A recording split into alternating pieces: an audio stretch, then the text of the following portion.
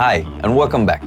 In this lesson, I'm going to teach you an exercise that will show you how to open and close your cheeks while playing. Try this exercise only after you can successfully drone for at least 10 or 15 seconds, and you can do the drone attack exercise pretty well. While making a drone sound, try to go from open cheeks to closed cheeks, and notice that this will change the sound a bit.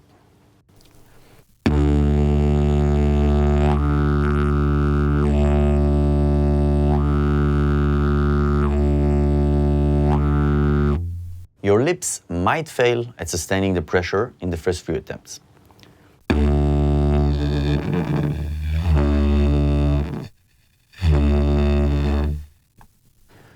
But after a few times, you'll get the hang of it.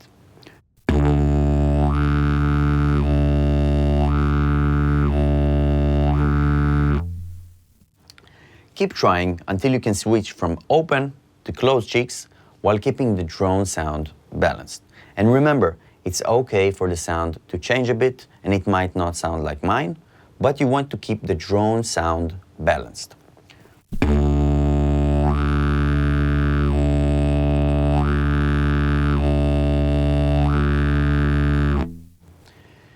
Make sure that the pressure is balanced and the note of the didgeridoo is where you want it.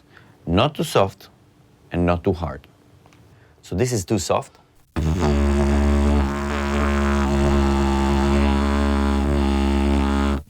This is too hard.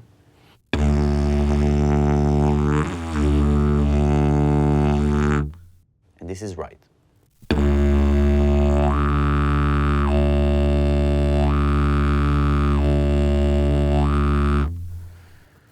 If it's hard for you, try doing it in front of a mirror so you can see your own pretty face. This will help you to see with your eyes which muscles should be moved in order to close your cheeks. The muscles used here are the same ones used in a fake smile.